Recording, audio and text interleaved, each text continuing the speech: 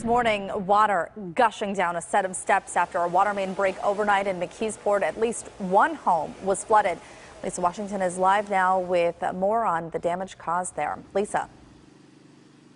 Good morning, Heather. It was a KDKA viewer who called us to alert us about this water main break. It happened in the 2600 block of Oak Street here in McKeesport. Take a look at some video from overnight. You can see that water just rushing down the hillside. The caller actually said that this water main was in a hillside and not on a road.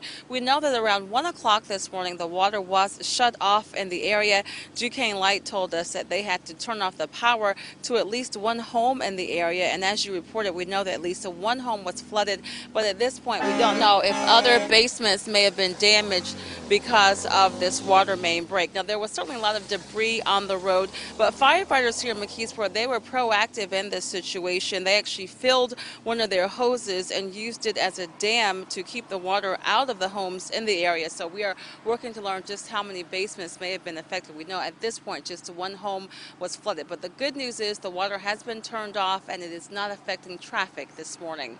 We're reporting live in McKeesport. I'm Lisa Washington for KDKA-TV Morning News.